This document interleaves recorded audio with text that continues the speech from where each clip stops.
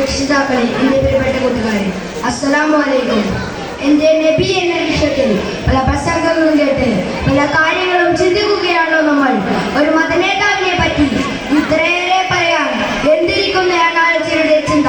ഒന്ന് പ്രിയപ്പെട്ടവരെ, ഇത് ആരാണ്? കേവലം ഒരു മതനേതാവ് മാത്രമാണോ? അല്ലേയല്ല. മുത്തുനബിയുടെ മഹത്വം പറഞ്ഞു തീർക്കാൻ നമുക്കാവില്ല. ലോകാജ്ഞതയുടെ അന്ധകാരത്തിൽ ആണ്ടുവരുന്നപ്പോൾ സത്യവിശ്വാസത്തിന്റെ വെളിച്ചവുമായാണ് തിരുദൂതർ കടന്നു വന്നത്. അനാചാരങ്ങളെയും അന്ധവിശ്വാസങ്ങളെയും അകറ്റിനിർത്താൻ ആഹ്വാനം ചെയ്തു. അടിമകളോട് പോലും ആദരവോടെ പെരുമാറി. മനുഷ്യരോടും ഇതര ജീവികളോടും സസ്യജാലങ്ങളോട് പോലും കരുണ കാണിക്കാൻ പഠിപ്പിച്ചു. സ്ത്രീകളോടും കുട്ടികളോടും മാന്യമായി പെരുമാറാൻ ആഹ്വാനം ചെയ്തു. വാക്കുകൾക്കപ്പുറം സ്വന്തം ജീവിതത്തിൽ അത് വരച്ചു കാട്ടുകയും ചെയ്തു.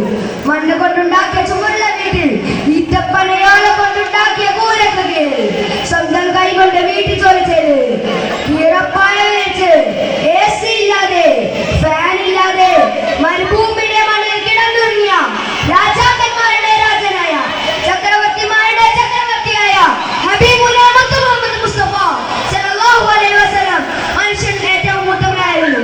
ആ ജീവിതം ഒരു തുറന്ന പുസ്തകമാണ്. അതിലെ ഓരോ വരികളും വായിക്കുമ്പോൾ നമ്മൾ സ്നേഹം കൊണ്ട് പോയി തിരിച്ചു പോകും. അപ്പോൾ നമ്മൾ പറയും, അന്ത ഉമ്മൻ അം അബുൻ മാ റഅയ്നാ ഫീഹിമാ മിസ്ല ഹുസ്നിക ഖത്തു യാ സയ്യിദി ഖൈറൻ നബി.